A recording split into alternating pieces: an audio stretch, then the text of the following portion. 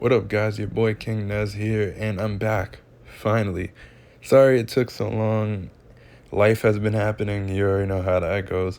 So, yeah, I've just been doing that. But I am back, and I have to do this because I promised that I would make this video right after it.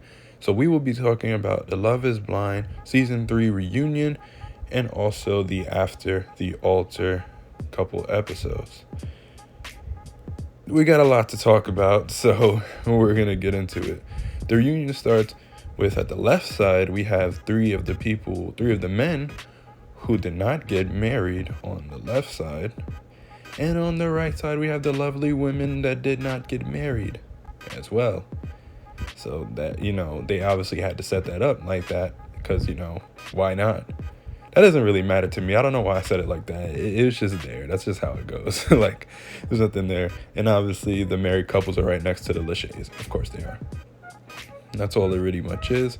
So now we're going to get into each person. And my God, the reunion was... Jesus. All right. We're going to start off with Matt and Colleen.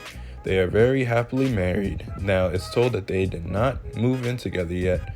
And Brennan has a... issue with that. I don't know why, but Matt and Colleen are taking it slow. They don't know if he's gonna move in with her or she's gonna move in with him, or they're gonna look for a house together because of their leases.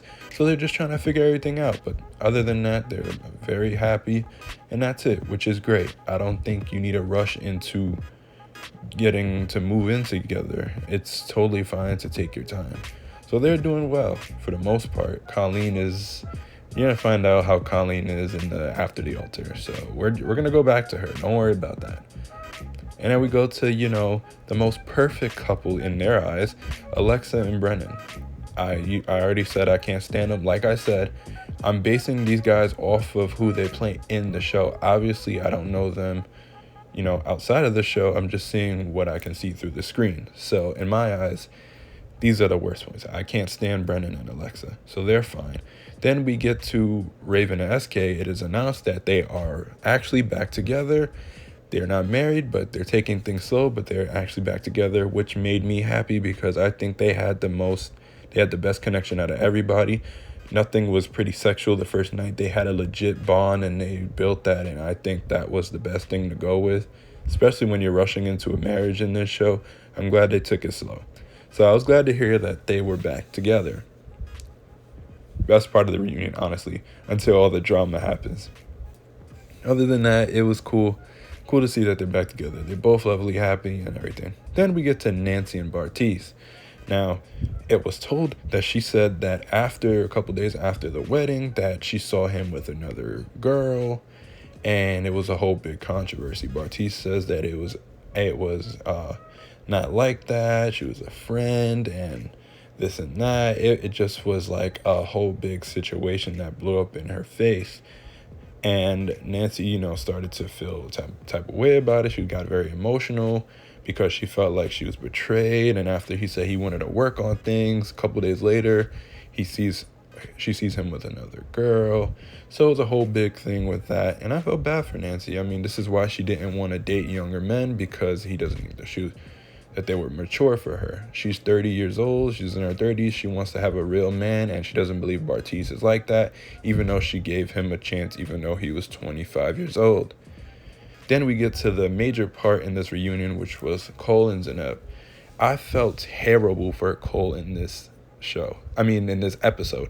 Throughout the show, I said that they portrayed him as a big douche, and he did a lot of stuff that was very douchey. But even him on this starts to pour crying and apologize to Zanab because he looked back at the show and said how terrible it looked like it, and he felt bad the way he treated her on the show and stuff like that. And Zanab goes, I forgive you for what happened. I just don't want you to treat another woman like that because you really brought me down and you made me feel like I was nothing.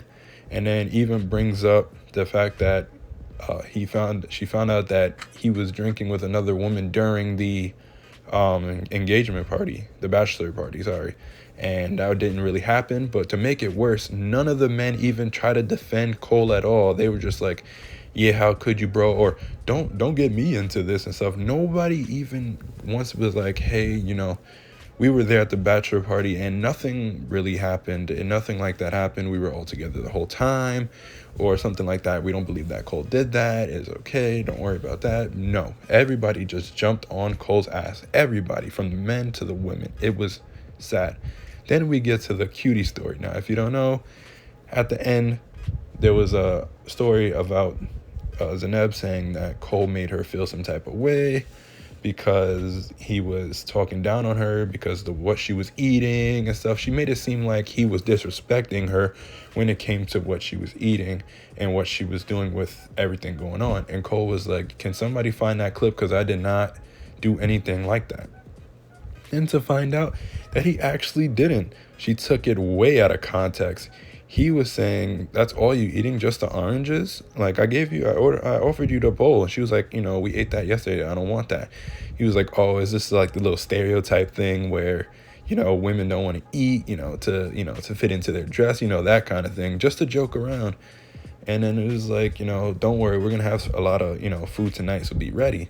So that's all it was. So that right there just shows that, hey, maybe Zanab wasn't a good person after all. They made her seem like, oh, poor Zanab throughout this whole series. Maybe Cole wasn't the only one. Maybe it was a back and forth thing where Zanab was actually treating Cole wrong as well. We don't really know, but after watching that, we can see out of context something would happen. So that's the end of the reunion. That's all it was. It's just a Cole situation. Now we get into after the altar. This is where things get pretty interesting, in my opinion. So the premise of these episodes is that it's Alexa's birthday and her and Brennan are throwing this big party and inviting everybody, from the show. And the girls all get together and discuss how everybody's going, how things are going. And freaking Alexa even says that she wasn't even thinking about inviting Cole. Of course she wasn't. But she said, she might have doing it anyways because he was a part of the show. Wow. Of course. Why would you? It just didn't make any sense that she would say something like that. Matt and Colleen are doing well, but Colleen has been really controlling in this way. She's been saying, hey, you need to get your dog neutered. I don't want to be a part of this house. I don't want to be in this house. I don't want to do this. You're so short, and keep making fun of him and stuff. To the point where I was like, damn, yo. I guess the way Matt copes with everything is by letting her take, charge. Like I said, this is how it's portrayed in the show. I don't know how it is in real life, but that's what I see on screen. And I felt bad for Matt. I'm like, damn, dog. So, like I said, they're still looking for a house. She wants things to go different, and that's it. Now we get to Cole. And Cole discusses that he even tried to fix things with Zanab because he did love her and he wanted to try to work things out. And when he was trying to, Zanab decided to ghost him. Another example. This is what I'm saying. Maybe it was both ways. Maybe she wasn't so innocent after all. But yeah, he tried to work things out, but she ghosted him. So that was a big thing. Then we cut to Nancy and Bartiz going on. So Nancy goes to her brother and her mom and discuss how her and Bartiz are still, talking, but they're just like really good friends and there was nothing romantic going on. And her brother goes to say, what does this relationship do for you? How does it help you grow? And she couldn't really answer that because it really was nothing. She's still talking to her ex, so it's nothing is going to help growing each other. Both of them are not going to grow and become better people if they keep getting linked to each other, because that's not healthy for them. And that's what her mom says, and her brother as well. Cutting to SK and Raven, they're doing perfectly fine, like I wanted it to be. Everybody's doing good. SK is having a good time. He's almost done with school. Raven's having a good time doing her Pilates. Like, everything is perfectly well. He even brings down his brother to discuss things, and it turns out that he is looking to propose to Raven again. So that was pretty much his little thing going into these episodes. He was looking to propose.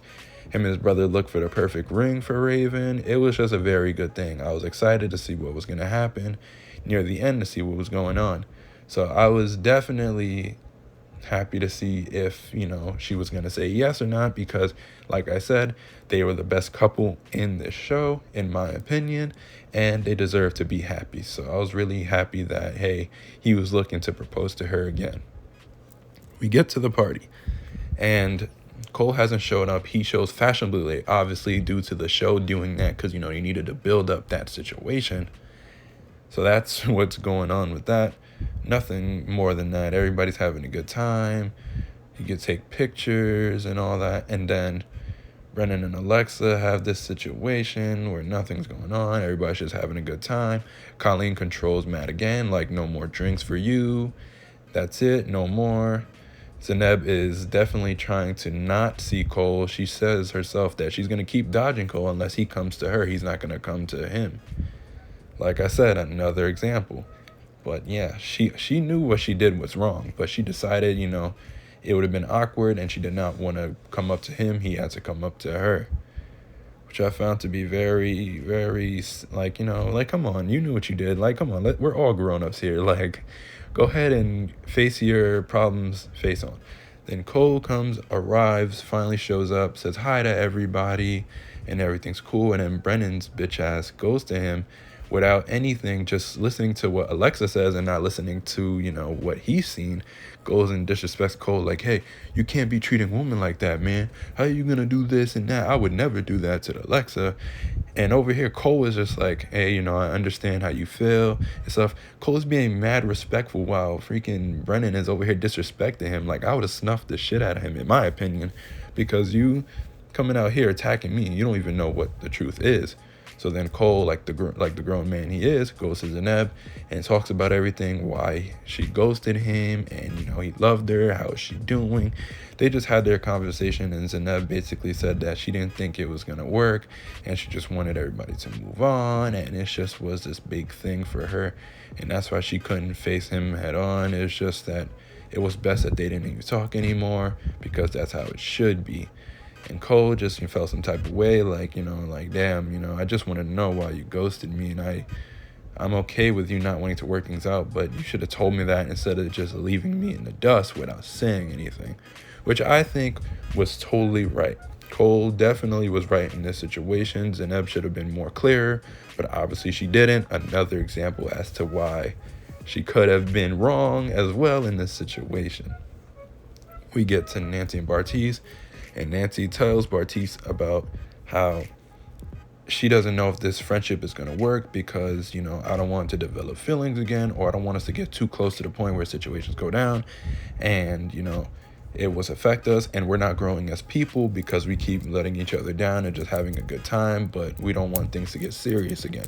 Even though Bartise throughout the episode says that he doesn't have any romantic feelings for Nancy anymore, they're just good friends. So Bartise goes, hey, listen, enough talking. Do you want this friendship to work? Yes or no? And Nancy finally goes, no, we should not be friends anymore. And that's how that goes about. Bartise and Nancy no longer friends, and Bartise goes on to the Perfect Match Netflix show. That's literally what it goes on. And Nancy goes to do her regular stuff, and yeah, that's pretty much it for that. Then, you know, Alexa's birthday party is how it works out. Everybody says happy birthday to her. All of that jazz, you know. Great party, situations, beef was settled, and all that. Then we cut to the final scene where SK finally proposes to Raven, and she says yes. We all live happily ever after, except when they cut to it and say that they called off the engagement. And the reasoning was that we find out afterwards that Raven discusses once the show is over, that SK was reportedly cheating on Raven. Now, there was examples from women saying, you know, this is what he was doing. He said he only was with you for the show and all this other stuff. There were clips, but those clips were before the show was even aired, before they even met each other. There was a whole big situation. Now, we didn't hear from SK. From what I know, SK hasn't really came out and said anything, but Raven was on a podcast and discussed it. I don't know exactly what she said, but she did say that she is dating again, but nothing serious. And I felt bad because I'm like, damn, like, did SK really cheat? The way they loved each other, I was like, I don't know if I can believe that. He could have done it, but I'm just saying, I don't know. I wasn't there, so I can't really say anything. I just wish they worked out, but apparently they decided to call it off because he was cheating on her and all this other stuff, and he was doing it for the money and for the show, and it's just, that was a whole big issue. So going out of this, it wasn't Cole and Zeneb that was the biggest part to talk about. It was actually SK and Raven. and I felt bad because I really wanted them to succeed. They were the best couple on here, and they deserve to be happy. So that is Love is Blind Season 3, the whole recap for you. What a crazy freaking season it was, and I had a good time talking to you guys about it, recapping everything, because I really needed to talk about it. And don't worry, Love is Blind Season 4 is coming out in 2 weeks, so once that is done, I will cover that as well to see what kind of drama is going on with these new couples and see what's entertaining and just see how everything works out. What did you guys think about Love is Blind Season 3? Did you guys enjoy it? Did you guys enjoy my commentary and how I felt about it? And I'll see you guys in my next episode.